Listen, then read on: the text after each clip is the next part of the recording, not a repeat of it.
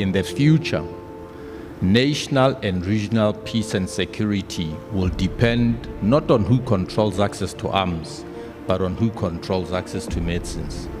I think that was a very prophetic statement. It's still very prophetic, and I think we need to do everything in our power to ensure that we are able, at the very minimum, to manufacture the basic essential medicines that we need.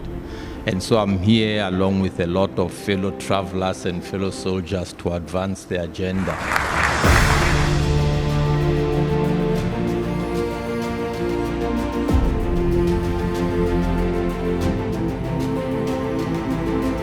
So what do we know about Africa today? When you think of Africa, do you think about the rich resources that we have? Do you think about the potential that we have?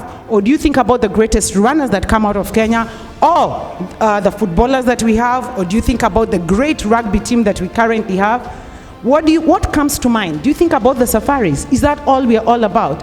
When shall we turn up the volume when it comes to human medicines in Africa? And I think about that every time I hear someone say that African made is inferior, or they were not willing to consume an African product because it was made in Africa.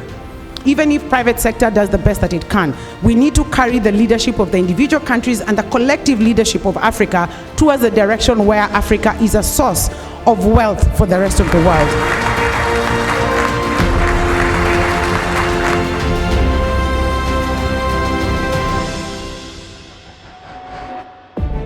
We know the need is massive. I think we heard over the course of these 2 days that China has 5,000 manufacturers, India has 10,000 manufacturers, and here we are with a market of 25 billion projected to grow to about 34 billion, and yet our industry has just around 600-700 manufacturers.